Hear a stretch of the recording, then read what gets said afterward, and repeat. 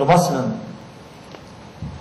바울이 쓴 13권의 서신 가운데 가장 신학적인 서신입니다. 왜냐하면 구원과 관련된 중심 교리들을 아주 설득력 있고 논리적으로 서술했기 때문입니다. 죄, 구원, 은혜, 믿음, 칭의, 성화, 부활 등의 중심 교리 등을 쉽게 서술했기 때문입니다. 바울은 이런 어려운 교리들을 자신의 특유한 표현으로 우리에게 쉽게 잘 풀이해주고 있습니다.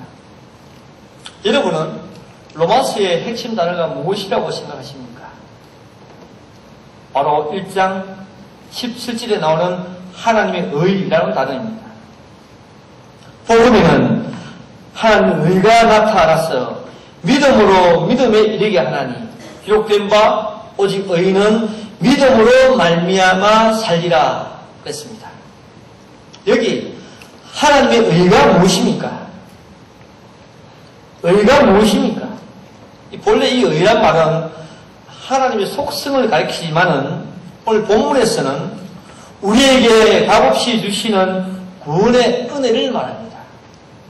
값없이 주시는 구원의 은혜가 뭐라고요? 의다라는 것입니다. 우리 죄를 없이 하고 우리를 하나님의 자녀로 삼아주시는 행위가 의입니다.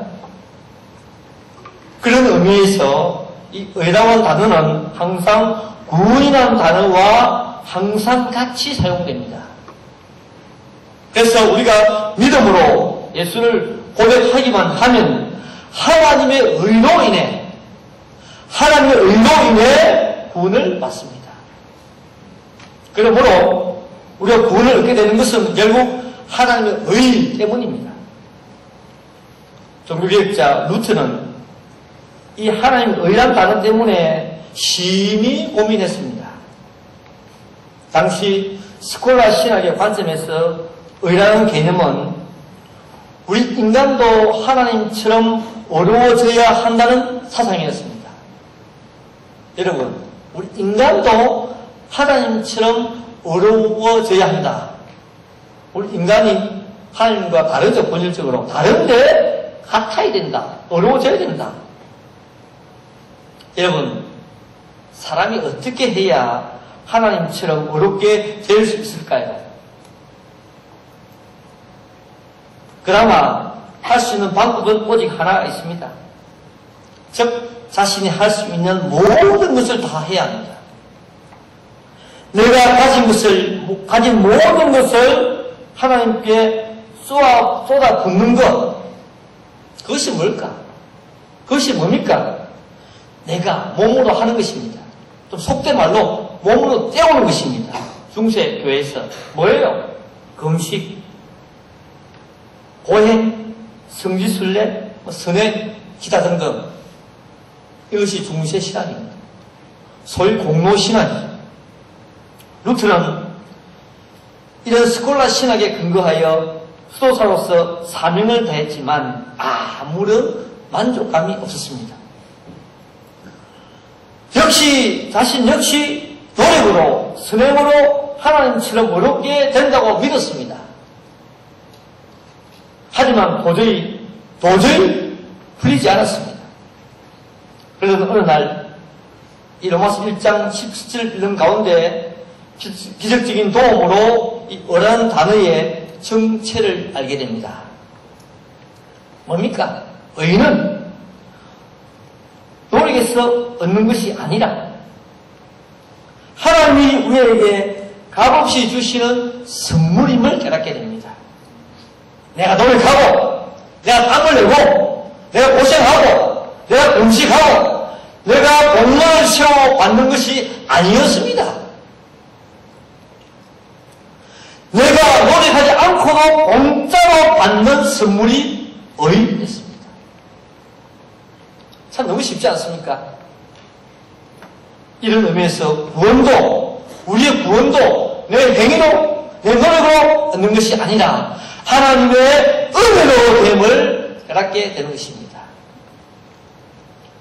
이 진리를 깨달은 루트는 이후 로마 가톨릭 교회와 결별하고 종교개혁자로 변신하게 됩니다. 이처럼 로마서의 핵심 주제는 루트 시대나 지금이나 여전히 하나님의 의에 관한 것입니다. 여러분, 로마서 전체를 설명하면 이렇습니다. 로마서 전체가 16장이죠. 1장부터 8장까지는 하나님의 의에 대한 계시입니다. 의에 대한 계시. 9장부터 11장까지는 의에 대한 변론, 변증입니다. 12장부터 16장까지는 의에 대한 내 삶의 적용을 다루고 있습니다. 이 중에서 오늘 저와 여러분이 잠시 생각해야 할 장은 9장부터 11장의 내용입니다. 이 부분을 이해해야 오늘 본문이 이해가 됩니다. 네, 이 9장부터 11장을 이해해야 오늘 이 성경이 이해가 된다고요. 9장부터 11장이 뭡니까? 의에 대한 변론, 변정이라고 했죠? 근데 좀 더 구체적으로 보면 이렇습니다. 9장은 뭡니까? 9장은 이스라엘의 과거입니다. 이스라엘의 과거를 설명하고 있습니다. 10장은 이스라엘의 현재입니다. 11장 뭐겠습니까? 이스라엘의 미래입니다. 로마서 성경이 어렵죠? 어렵습니다. 9장은 이스라엘의 과거, 10장은 이스라엘의 현재, 11장은 이스라엘의 미래. 먼저 9장부터 한번 살펴보겠습니다. 9장의 내용이 뭘까? 그러면 여기서는요, 9장에서는 하나님이 패스트, 과거에 이스라엘 백성을 선택했다고 기록합니다. 과거에, 아까 저 과거라 그랬죠? 이스라엘의 과거라 그랬죠? 과거에 선택했다. 하나님이. 그겁니다. 즉, 이스라엘 백성들은 태어나기 전에 먼 과거에 이미 천국 백성으로 애정되었다는 것입니다.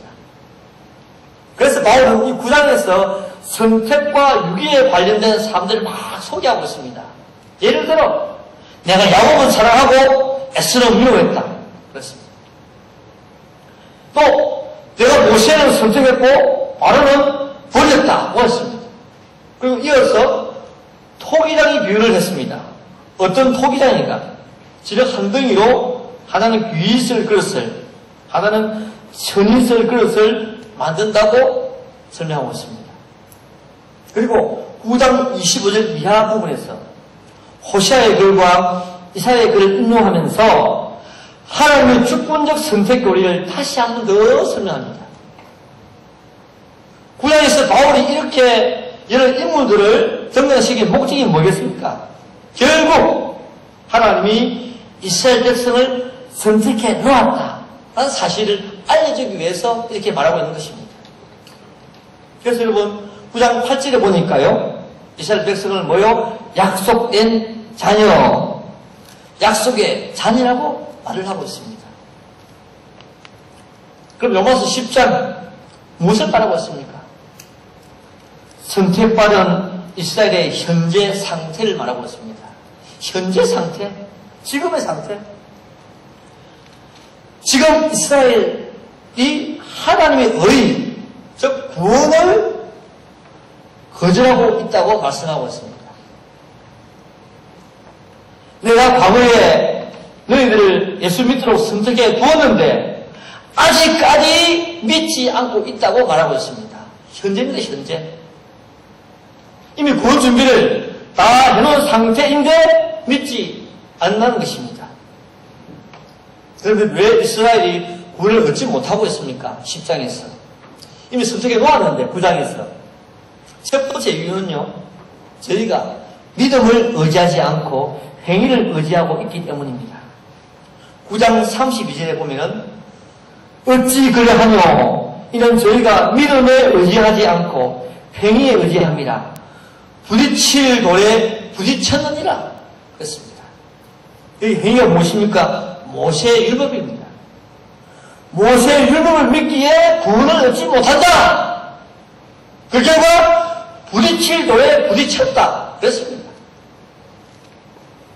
두 번째 이유가 무엇입니까? 왜 이스라엘 구원을 얻지 못합니까? 두 번째 이유? 하나님의 의에 불복종하고 자신의 의를 세우려고 하기 때문입니다. 10장 3절에 보니까요. 10장 3절에 하나님의 의를 모르고 자기 의를 세우려고 힘써 하나님의 의를 복종치 아니하였느니라 그랬습니다. 10장 3절에 하나님의 의를 제쳐두고 자기 의를 세운다고 했습니다. 이런 안타까운 심정에서 바울은 다음과 같이 또 말합니다. 10장 9절에 율법을 믿지 말고 마음으로 믿으면 구원을 얻는다. 이스라엘 백성들아, 율법 믿지 마라. 마음으로 예수를 믿으면 구원을 얻는다. 10장 10절에 입으로 고백하기만 하면 구원을 얻는다. 그랬습니다. 얼마나 쉬운 진리를 말하고 있습니까? 율법을 버리고 입으로 고백하면 구원을 얻는다는 것입니다. 유대인이든지 헬라인이든지 누구든지 주를 부르기만 하면 구원을 얻는다고 바울은 말하고 있습니다. 그래서 바울은 지금 너희 이스라엘이 구원을 얻지 못한 것은 이미 하나님이 애정해 두었다고 했습니다. 참 신비합니다. 지금 너희들이 구원을 얻지 못한 것은 이미 하나님이 예비해 두었다, 애정해 두었다고 했습니다. 이사야가 예언했고 모세가 그렇게 예언했다고 했습니다. 자, 여러분, 그러면 혼동이 있습니까? 그렇다면 이스라엘이 정말 구원을 얻지 못하고 지옥에 가야 할까요? 이미 9장에서 선택해 놓았다고 말씀하지 않았습니까? 여러분, 10장 21절을 보십시오. 10장 21절. 이스라엘을 대하여 가라사대 순종치 아니하고 거스르게 말하는 백성에게 내가 종일 손을 벌렸노라. 이 말 굉장히 중요한 말입니다. 내가 종일 손을 벌렸다. 여기 내가 종일 손을 벌렸다는 말은 무슨 말입니까? 이스라엘의 구원이 아직까지 유효하다, 남아있다는 것입니다. 기막힌 말입니다. 만일 손을 내리면 구원이 없습니다. 그런데 손을 벌리고 있는 사이에 있는 동안은 아직까지 이스라엘이 구원이 유효하다. 항상 우리에게 말하고 있습니다. 마치 아버지 집을 나간 당자를 기다리는 것과 같습니다. 언젠가는 이스라엘이 하나님 품에 다시 돌아온다는 것을 암시한 말입니다. 여러분 11장을 보겠습니다. 바울은 10장 끝부분을 이어 11장에도 하나님이 이스라엘을 버리지 않았다고 말하고 있습니다. 바울 자신도 나 이스라엘 자손인데, 나 베냐민 자손인데 나도 버리지 않는다고 같이 이렇게 변증하고 있습니다. 엘리야 시대처럼 지금도 은혜로 택함받은 자가 있다고 말씀하고 있습니다. 하지만 바울은 안타깝게도 지금 이스라엘이 하나님의 의를 거부함으로 인해 그 복음이 이방인에게 흘러갔다고 했습니다. 너희들이 안 믿으니까, 택한 너희들이 안 믿으니까 안 믿는 이 사이에 이 복음이 어디로요? 이방인에게 흘러갔다. 했습니다. 참 기막힌 표현입니다. 11장 11절에 보십시오. 그래서 다른 말로 이방인에게 복음이 갔다는 말을 다른 말로 표현할 때 이스라엘이 넘어졌다. 했습니다. 넘어졌다. 이렇게 표현했습니다. 그 넘어짐으로 인해 구원이 이방인에게 갔다고 했습니다. 그러므로 내가 말하노니 저희가 넘어지기까지 실족하였느뇨? 그럴 수 없느니라. 저희의 넘어짐으로 구원이 이방인에게 이르러 이스라엘로 시기나게 함이니라. 이스라엘의 복음 거부로 인해, 바로 이스라엘의 넘어짐으로 인해 복음이 이방인에게 이르렀다고 말씀하고 있습니다. 택자인 너희들이 안 믿으니 내가 이방인에게 구원을 베풀었다는 뜻이겠죠. 안 믿는 너희에게 관심을 갖지 않겠다는 것입니다. 옆 동네 불쌍한 이방인들에게 구원을 내가 베풀었다는 뜻입니다. 이와 더불어 11장에는 이스라엘과 이방인을 비교하는 문구가 굉장히 많이 등장합니다. 먼저 이스라엘을 가리켜서 뭡니까? 참감람나무라고 했습니다. 참감람나무 17절 21절에 원가지 24절 좋은 감람나무라고 했습니다. 반면에 지금 복음을 받은 이방인들을 모여 돌감나무라고 했습니다. 그래서 바울은 이방인들에게 충고합니다. 이방인들에게 충고합니다. 비록 너희들이 참 감람나무인 이스라엘에게 접붙임을 받아 구원을 받았지만은 까불지 말라 그럽니다. 까불지 말고 겸손할 것을 충고하고 있습니다. 보십시오. 11장 8절에 자긍하지 말라. 이방인 너희들 구원받았지만은 이스라엘 백성에게 접붙임 받아서 구원받았지만은 자긍하지 말라. 까불지 말라. 20절에 높은 데 마음을 두지 말고 두려워하라. 11장 22절에 하나님의 인자 안에 거하라. 까불지 마라. 겸손해라. 충고하고 있습니다. 여러분 다시 한번 11장을 정리하면 이렇습니다. 이스라엘이 하나님의 의를 거절함으로 인해 뭐요? 복음이 옆지방인, 옆동네인 이방인에게 흘러갔다고 했습니다. 그러면 정말 택감받은 이스라엘 백성들의 구원은 물 건너간 것입니까? 다시 한번. 다시 물 건너갔습니까? 지옥 가야 합니까? 아닙니다. 그 해답이 11장 25절부터 32절에 있습니다. 세 가지로 답변하고 있습니다. 정답부터 말씀드리면 미래 어느 시기에 이스라엘이 구원을 얻는다고 했습니다. 첫 번째 뭡니까? 25절입니다. 이방인의 수가 충만할 때, 이방인의 구원수가 충만할 때 이스라엘이 그때 구원을 얻는다고 했습니다. 여기 이방인의 충만한 수는 이방인 가운데 구원받기로 작정된 사람을 의미합니다. 하나님이 정한 택한 이방인의 수가 있지 않겠습니까? 그 수가 차면 그때 이스라엘도 구원을 얻는다고 했습니다. 하지만 그 이방인의 수가 완전히 차기까지 일부의 이스라엘 백성들은 그 마음이 완악하게 된다고 설명하고 있습니다. 둘째, 하나님의 은총과 택하심에는 후회가 없다고 했습니다. 29절에 즉 이스라엘은 택한 백성에게 결국 구원을 얻는다고 우리에게 말하고 있습니다. 셋째가 무엇입니까?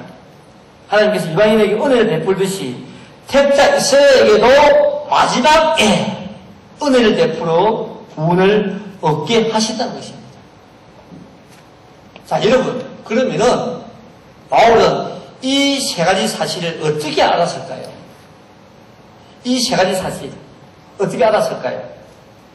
하나님이 그에게 비밀로 알려줬다고 했습니다. 25절 보십시오. 이 비밀 하나님이 계시로 알려줬습니다.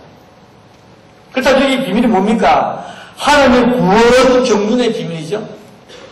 이방인의 구원, 이스라엘의 구원에 대한 하나님의 비밀을 받은 것입니다. 결국 구원 경륜의 비밀을 깨달은 바울은 이방인의 구원 얻는 사실을 알았고, 그리고 멀지 않아 어떻게요? 미래에 이스라엘도 구원을 얻게 된다는 사실을 알게 된 것입니다. 참으로 놀라운 사실이 아닙니까? 누구도 생각하지 못한 하나님의 구원 계획이 아닙니까? 결국 하나님이 택한 사람은 누구든지 이스라엘이든지 이방인이든지 구원을 얻는다는 것입니다. 이런 하나님의 구원 계획을 깨달은 바울은 그 마음이 어땠을까? 그 마음이 오늘 읽은 본문입니다. 기분이 굉장히 좋았습니다. 어떻게요? 깊도다 하나님의 지혜와 지식에 보유하며 그의 판단은 청량치 못할 것이며 그의 길은 찾지 못할 것이로다. 누가 주의 마음을 알았느뇨? 누가 그의 모사가 되었느뇨? 쭉 이게 설명이 나옵니다. 이런 만물이 주에게서 나오고 주로 말미암고 주에게로 돌아갑니다. 여러분, 이 본문은 구원에 대한 감사와 송명입니다. 바울은 구속 역사를 완벽하게 진행하신 하나님의 깊으신 지혜와 지식을 찬양했습니다. 이어서 절대 주권자요 만물의 주관자 되심을 찬양했습니다. 그리고 마지막으로 영광이 하나님께 영원히 있기를 송축했습니다. 저는 오늘 이 본문이 우리에게 던지는 교훈이 무엇인지, 이 본문이 우리에게 던지는 교훈이 무엇인지 살펴보기로 합니다. 첫째, 인간은 하나님의 구원 경륜을 도저히 알 수 없음을 교훈하고 있습니다. 인간은 하나님의 구원 경륜을 도저히 알 수 없다는 것입니다. 뒤늦게 하나님의 구속 경륜을 깨달은 바울은 우리 인간은 하나님의 구원 계획을 알 수 없다고 말씀하고 있습니다. 하나님께서 어떤 사람을 구원할지, 언제 구원할지, 어떤 방법으로 구원할지 모른다고 말씀하고 있습니다. 왜요? 우리는 하나님의 구원 경륜, 구원 계획을 우리는 우리 일이 아니기 때문에 그러합니다. 구원 문제는 절대적으로 하나님의 영역이기 때문에 그러합니다. 오늘 본문에 보십시오. 하나님 택자 이스라엘이 예수를 거절하자 그 방향을 돌려 이방인에게 구원을 베풀지 않았습니까? 여러분, 절대적으로 구원 문제는 우리의 영역이 아닙니다. 혹시 여러분 자신이 언제, 어떻게, 누구에 의해 어느 교회에 나오게 된다는 것을 미리 알고 있습니까? 매일 동네에서 사람 때리고 사고치고 돌아다니는 불량배가 하루아침에 새 사람이 될 줄 누가 알았습니까? 도끼로 사람을 죽인 살인자가 교도소에서 예수 믿고 죄수들을 전도할지 누가 예측이나 그가 했겠습니까? 우리 보기에 2% 부족한데 몇 년 뒤에 전도사가 되어서 설교합니다. 그 누가 알았습니까? 모르죠. 이처럼 여러분, 사람의 구원 문제는 하나님의 일입니다. 하나님은 우리 구원에 대해 어떤 힌트도 주지 않았고 어떤 뉘앙스도 풍기지 않았습니다. 자, 그렇다면 왜 우리는 하나님의 구원 경륜을 알 수가 없습니까? 왜 알 수 없습니까? 첫째, 하나님의 지혜와 지식의 부유함이 깊기 때문입니다. 33절에 깊도다. 하나님의 지혜와 지식의 부유함이요 그의 판단은 청량치 못할 것이며 그의 길은 찾지 못할 것이로다. 그렇습니다. 그런데 바울은 하나님의 지혜와 지식의 부유함이 깊다고 했습니다. 이 깊다는 말은 무한하다. 예. 청량할 수 없다. 심오하다. 그런 뜻입니다. 하나님의 지혜와 지식의 부유함은 청량할 수 없을 정도로 무한하다는 것이죠. 하나님은 우리의 구원을 위해 우리를 구원함에 있어 우리의 상상을 뛰어넘는 행동을 하신다는 것입니다. 예를 들어 우리 조상 아담이요 하나님의 말씀을 어겨 범죄했습니다. 하나님은 우리를 구원하지도 않아도 됩니다. 그냥 내버려 둬도 됩니다. 하나님은 그런데 인간을 멸하시고 더 나은 존재를 만들 수도 있습니다. 그런데 하나님께서는 가죽옷을 지어 입혀 우리를 다시 살렸습니다. 누가 우리를 구원하기 위해 사람의 몸을 입고 오셨습니다. 십자가에서 죽었습니다. 죄가 없으신 분인데 제가 있는 것처럼 모든 고통을 당하며 처형을 당했습니다. 여러분, 이 같은 사실을 우리가 어떻게 우리가 알았습니까? 알 수가 없었죠. 이렇게 할 줄 누가 알았습니까? 그래서 하는 말, 깊도다 하나님의 지혜와 지식의 부유함이요 라고 참여할 수밖에 없는 것입니다. 여러분, 하나님께 진정으로 감사하시기 바랍니다. 하나님의 깊은 지혜, 깊은 지식이 우리를 살게 하신 것입니다. 내 지식, 내 지혜가 아닙니다. 알 수 없는 무한한 하나님의 지혜, 지식 때문에 우리가 구원의 백성이 되었습니다. 왜 우리가 알 수 없습니까? 두 번째, 하나님의 섭리와 구원 의지를 모르기 때문입니다. 33절에 그의 판단은 청량치 못할 것이며 그의 길은 찾지 못할 것이로다 고 했습니다. 이 판단이 무슨 말입니까? 섭리라는 뜻입니다. 하나님의 섭리를 알 수 없다는 것입니다. 인간이 아무리 하나님의 섭리를 이해하려고 해도 이해할 수가 없다는 것입니다. 그 길이 무엇입니까? 길. 일반적으로 하나님의 행동 방식, 생활 방식을 말하는데 이것이 구원과 관련되어 사용될 경우에는 구원을 실행하시는 하나님의 구원 의지를 말합니다. 구원 의지, 그것을 도라고 했습니다. 도, 길이라고 했습니다. 그리고 성경은 이 세상에 하나님의 섭리와 하나님의 구원 의지를 깨닫고 이해할 사람이 아무도 없다고 우리에게 말씀하고 있습니다. 시편 77편 19절에 주의 길이 바다에 있었고 주의 첩경이 큰 물에 있었으나 잠깐만 주의 종적을 알 수가 없었나이다. 주의 종적을 알 수가 없었나이다. 그랬습니다. 시편 139편 6절에 이 지식이 내게 너무 기이하니 높아서 내가 능히 미치지 못하나이다. 이 지식이 내게 너무 기이하니 높아서 내가 능히 미치지 못한다. 여러분, 이에 비해 우리 인간은 어떻습니까? 정말 아무것도 아닌 존재들입니다. 우리 인생을 풀이라고 했습니다. 야고보서 4장에 보니까 우리를 보니까 잠깐 있다가 사라지는 안개라고 했습니다. 이런 이유로 우리 인간은 하나님의 섭리에 순종할 수밖에 없습니다. 그래서 여러분 우리는 주님의 섭리대로 살아야 합니다. 주님이 가라고 하면 가고 오라고 하면 오고 왜? 다른 방법이 없습니다.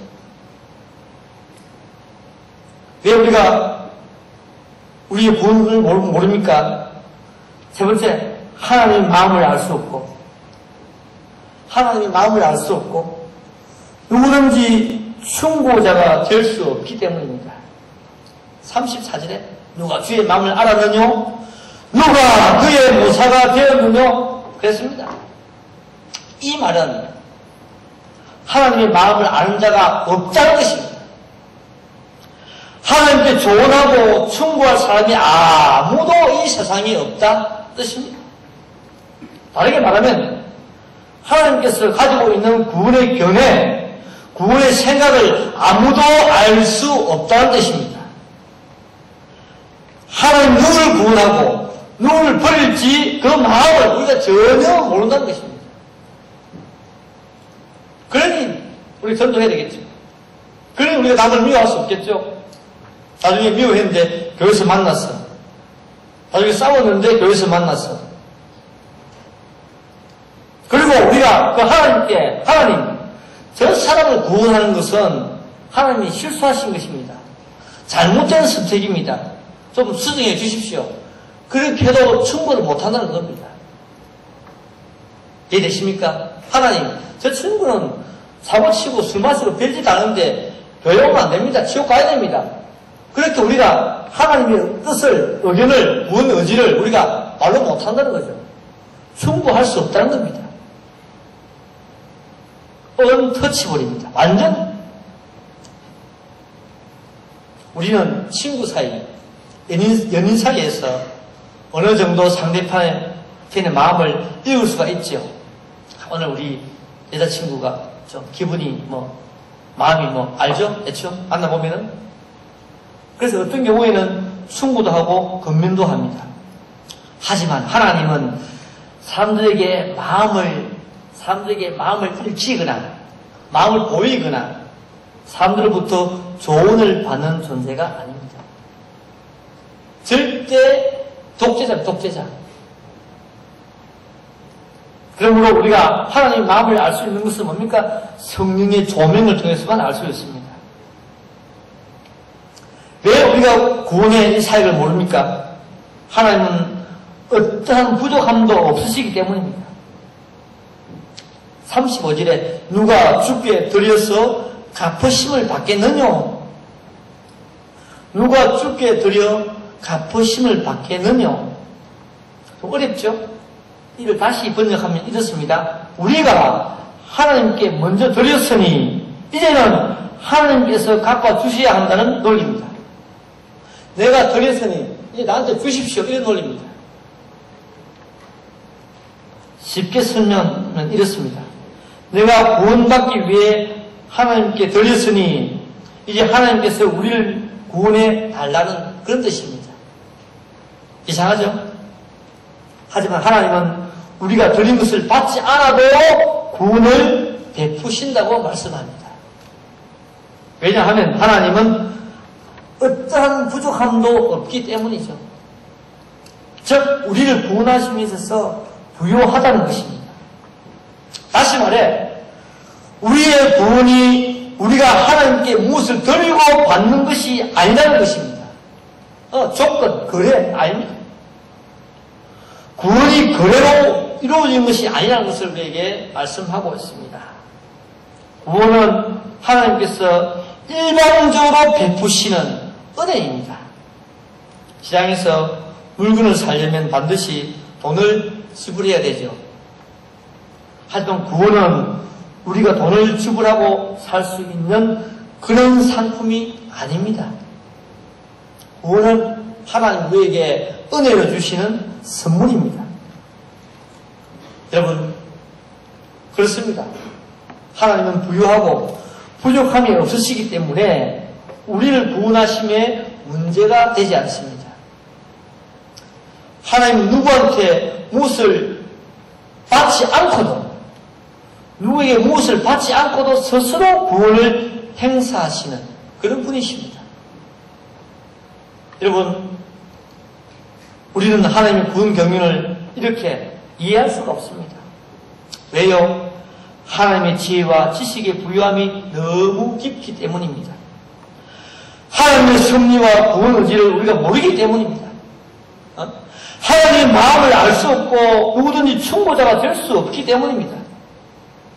하나님은 우리를 구원함에 어떠한 부족함도 없으시기 때문입니다.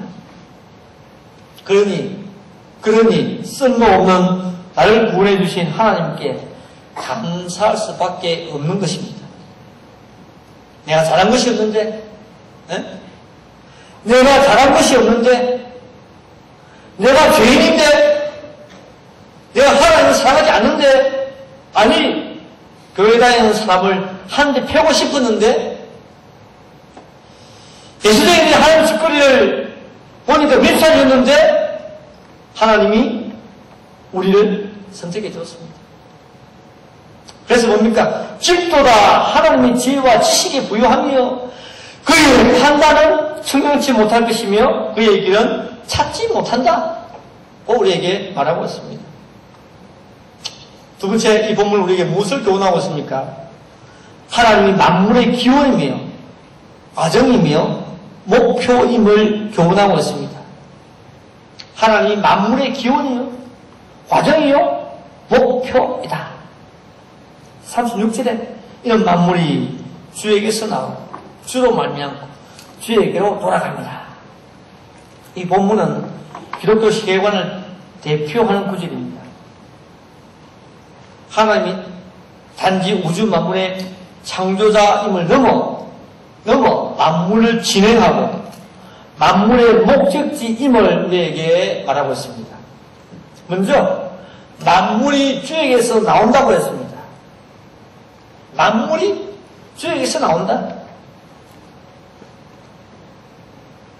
여기 만물이 무엇입니까? 모든 것을 말합니다. 모든 것. 지구 안과 밖의 모든 것입니다. 보이는 것, 보이지 않는 모든 것이 만물입니다. 여기 우리 구원도 포함됩니다. 만물의 주역에서 나온다 말은 하나님이 우주 만물의 기원이며 창조주됨을 말합니다. 창세기 1장 1절에 태초에 하나님이 천지를 창조하시니라. 요한복음 1장 3절에 만물이 그로 말미암아 지음바 되었으니 하나도 그가 없이는 된 것이 없다. 어떻게 천지를 창조했습니까? 말씀으로 창조했습니다. 창세기 1장 3절에 하나님이 가라사대 했습니다. 가라사대 하니까 다 됐습니다. 6절에 가라사대, 9절에 가라사대, 11절, 14절, 20절 꽉 찼습니다. 24절, 26절, 29절 9번이나 등장합니다. 가라사대의 창조는 바로 무로부터의 창조를 말합니다. 없는 것에서 창조입니다. 어떤 재료를 가지고 만물을 만드신 것이 아니라 아무 재료 없이 말씀으로 천지를 창조했습니다. 이것이 창조의 신비가 아니겠습니까? 히브리서 11장 3절 믿음으로 모든 세계가 하나님의 말씀으로 지어진 줄을 우리가 아나니 하고 했습니다. 하나님은 6일 만에 천지를 말씀으로 창조했습니다. 초대교회에 영지주의자가 있습니다. 이 사람들은 악한 영들이 세계를 만들었다고 주장했습니다. 플라톤 아시죠? 플라톤은 이렇게 이야기했습니다. 이미 존재하고 있는 물질로 세계를 만들었다고 했습니다. 어떤 사람은요, 태양에서 빛이 방사되고 샘에서 물이 흘러넘치는 것처럼 만물이 유출되었다고 했습니다. 유출설. 어떤 사람은 진화론 잘 알죠? 어떤 이는 우주가 거대한 폭발로 생겼다는 빅뱅론을 주장합니다. 그리고 최근에 와서는 자연주의가 창조론에 도전하고 있습니다. 이것은 우주에 작용하는 모든 법칙과 힘이 자연적으로 움직인다고 믿는 설입니다. 우주에 작용하는 모든 법칙과 힘이 자연적으로 움직인다고 말합니다. 대표적인 사람이 누구입니까? 칼 세이건이라는 사람입니다. 칼 세이건. 로스라는 사람도 있습니다. 이 사람도 말합니다. 이 사람은 창조주 하나님을 인정하면서도 창조가 6일 만에 된 것이 아니라 수억 년이 걸려서 창조가 되었다. 그렇게 주장합니다. 여러분, 이 세상의 과학자는 과학기술로, 현인들은 지혜로 우주 기운을 바라고 있습니다. 하지만 바울은 성경을 통해 우주의 기운과 창조주가 하나님이심을 우리에게 증거하고 있습니다. 여러분은 강이나 바다, 식물, 동물 등의 아름다움을 볼 때마다 어떤 생각을 하십니까? 자연적으로 생긴 것이라고 생각하십니까? 저는요, 관상어나 새들을 볼 때마다 어떻게 저렇게 만들었을까 하고 감탄을 합니다. 색깔, 모양들이 상상을 초월합니다. 저는 이번에 이 설교를 준비하면서 세계에서 가장 아름다운 곳들을 한번 찾아보았습니다. 참 많았습니다. 미국의 그랜드 캐니언, 그리스의 산토리니 마을, 페루의 마추픽추. 제가 본 그림 가운데요, 이상적으로 본 그림은 그리스에 있는 마테오라 수도원이었습니다. 마테오라 수도원. 한번 찾아보십시오. 그리스 북쪽 핀토스 산맥에 있는 수도원인데요, 500m 절벽 위에 수도원이 있습니다. 제가 너무 좋아가지고 저 노트북에 배경화면을 깔아놨습니다. 너무 좋아가지고 칼빈 아카데미 싹 지워버리고, 칼빈 아카데미 교사 싹 없애버리고, 네, 너무 좋아가지고 마테오라스도. 그리고 그리스어로 마테오라라는 말은 공중에 떠 있다 그런 뜻이랍니다. 그래서 공중수도원이라고 불립니다. 공중수도원. 정말 그래요. 보면은.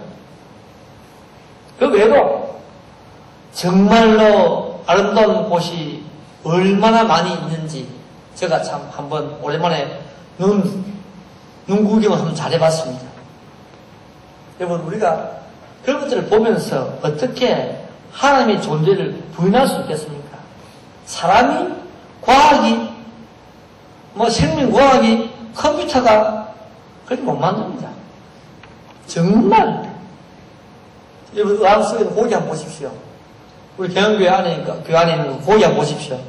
너무 힘들었습니다. 사람 머리가 상상 안 될 정도의 이쁜 고기들입니다. 그런데 우리가 어떻게 하나님이 없다고, 창조 안 했다고, 인간이 만들었다고 말할 수 있겠습니까? 여러분, 갈비는 이렇게 말했습니다.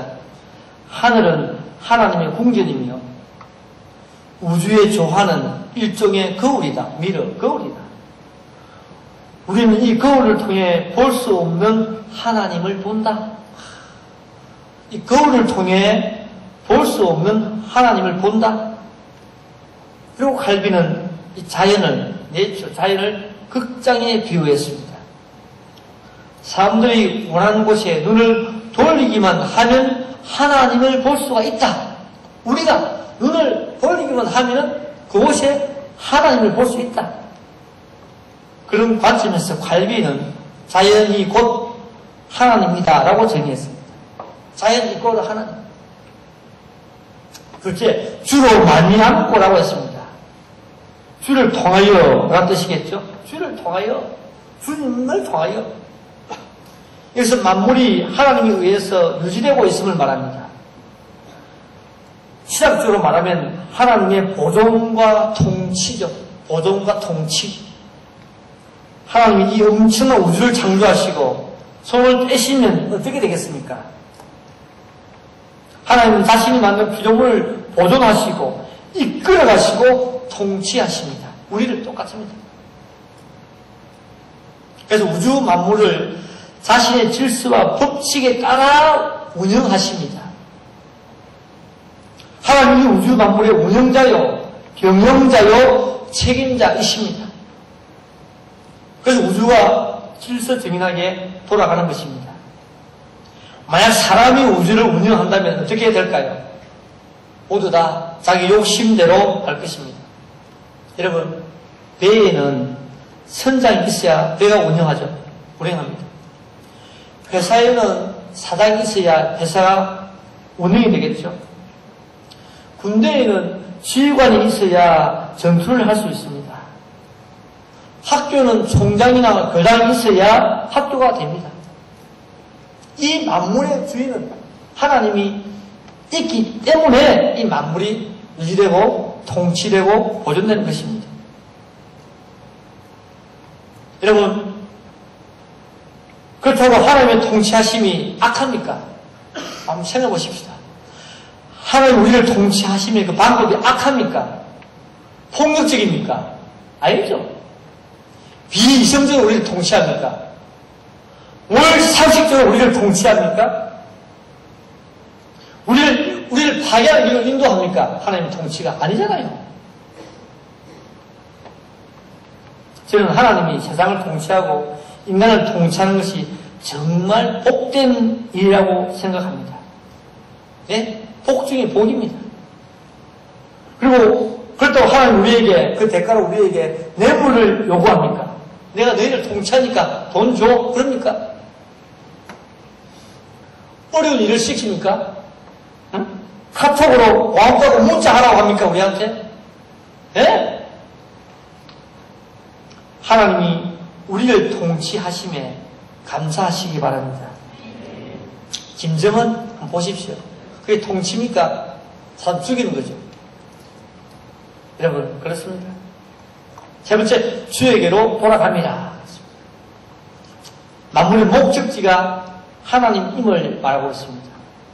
만물이 주에게서 나왔기에 돌아갈 곳도 주님이다. 하나님이다. 그렇습니다. 만물의 주인이 하나님이십니다. 당연히 만물의 주인을 찾아가는 것이 당연하지 않겠습니까? 강아지, 개들을 보십시오. 어떻게 주인을 그렇게 잘 찾아갑니까? 그리고 동물도 자기 주인을 찾아갑니다. 하물며 우리 인간이 나를 창조하신 주인을 찾지 못하고 산다면 얼마나 비참하겠습니까? 불신자든 신자든 동물이든 식물이든 보이는 것이든 보이지 않는 것이든 마지막 종착 지역은 하나님이십니다. 하나님이 만물에 대한 주권을 쥐고 있기에 그에게로 모두 다 가야 하는 것입니다. 여러분, 여러분이 그 하나님을 만날 시간이 얼마 남지 아니했습니다. 우리가 어떤 모습으로 하나님을 배워야 합니까? 우리가 하나님에게로 돌아가지 않으면 무슨 문제가 되겠습니까? 그냥 세상을 즐기고 마음대로 살 수 있습니다. 그런데 마지막에 어느 시기에 모든 만물이 주에게로 돌아간다고 했습니다. 우리가 안 돌아가면 죄 짓고 마음대로 살 수 있어요. 즐기고. 근데 마지막에 돌아갑니다. 참 이거 뭐 어쩔 수 없습니다. 우리가 안 돌아가면 마음대로 삽니다. 교회 안 오고. 근데 마지막에 다 돌아갑니다. 그 앞에 갑니다. 그러니까 우리의 삶이 어떻게 되겠습니까? 헛되게 살 수가 없죠. 친구 앞도 아니고 부모 앞도 아니고 선배 앞도 아니고 교수님 앞에도 아니고 목사님 앞에도 아니고 하나님 앞에 마지막에 서게 되니 여러분의 삶이 좀 더 겸손하게, 좀 더 감사하게, 좀 더 멋지게 살아야 되지 않겠습니까? 그래서 은혜가 있기를 바랍니다. 세 번째, 마지막입니다. 인생의 목적이 세세토록 하나님께 영광 돌려야 함을 교훈하고 있습니다. 인생의 목적이 세세토록 하나님께 영광 돌려야 한다. 36절입니다. 영광이 그에게 세세에 있으리로다. 드디어 1장부터 시작된 교리 부분을 마감하면서 하나님께 영광을 돌리고 있습니다. 모든 영광이 하나님께로부터 나오고 그에게로 돌아오는 것이므로 결국 영광이 하나님께 영원히 있어야 한다는 것입니다. 여기서 우리는 인생의 진정한 목적이 하나님께 영광 돌리는 삶이 되어야 함을 우리에게 교훈하고 있습니다. 여러분, 오스트리아의 작가 하이든을 기억하십니까? 하이든, 프란츠 조셉 하이든. 그는 훌륭한 곡을 많이 작곡한 음악가입니다. 하루는 어떤 사람이 하이든에게 물었습니다. 당신은 그 놀라운 음악을 어떻게 작곡하십니까? 그래서 하이든은 저는 하나님께 기도합니다. 기도할 때마다 하나님이 내 삶의 주인이십니다. 하나님이 내게 지혜를 주셔서 내가 아름다운 음악을 작곡하게 되면 이 음악을 하나님의 영광을 위해 드리겠습니다. 라고 기도한다고 답변했습니다. 그가 작곡한 곡 가운데 유명한 곡이 있죠. 바로 천지창조입니다. 이것은 성경의 창세기와 존 밀턴의 신라본을 토대로 만든 곡입니다. 그래서 이 곡이요, 이 천지창조가 비엔나에서 공연하던 어느 날입니다. 그때 하이든은 몸이 몹시 아팠습니다. 그래서 이 곡이 공연될 때 환자가 되어가지고 무대 뒷자리에 앉아 있었습니다. 그러나 지휘자가 이 곡을, 이 천지창조를 아주 멋있게 지휘했습니다. 연주가 끝나자 수많은 관객들이 일어나서 박수를 칩니다. 그때 이 지휘자는 청중들의 박수를 중단시키면서 저쪽에 앉아있는 하이든을 가리킵니다. 그리고 이렇게 말합니다. 저 사람입니다. 저분이 이 놀랍고 아름다운 곡을 작곡했습니다. 여러분, 사람들이 다시 고개를 돌려서 하이든을 바라보며 일제히 일어나 또 박수를 칩니다. 이때 하이든이 일어나서 청중들을 중단시키면서 이렇게 말합니다. 아닙니다. 나는 아무것도 하지 않았습니다. 아닙니다. 나는 아무것도 하지 않았습니다. 그분이 하셨습니다. 그분이 하셨습니다. 이 모든 것이 하늘로부터 왔습니다. 주님께서 나의 연약함을 아시고 나에게 지혜를 주신 것입니다. 그분께 영광을 돌리십시오. 이렇게 이야기했다고 합니다. 여러분, 정말 멋진 멘트가 아닙니까? 하나님이 이 곡의 주인이다 는 것입니다. 자기는 아무것도 한 일이 없다는 것입니다. 여러분, 이런 정신, 이런 삶이 우리가 바라는 기독교 세관적 삶이 아니겠습니까? 만물이 주에게서 나오고 주로 말미암고 주에게로 돌아갑니다. 그에게 영광이 세세에 있으리로다. 여러분, 온 만물이 주님의 것입니다. 온 세상이 주님의 것입니다. 나와 여러분이 주의 것입니다. 우리 SFC가 주님의 것입니다. 그러니 우리 SFC가 잘 될 수밖에 없죠. 교회가 주님의 것입니다. 교회가 잘 될 수밖에 없습니다. 이런 기독교 세관적 원리를 따라 축복받는 여러분이 되시기를 주의 이름으로 축원합니다.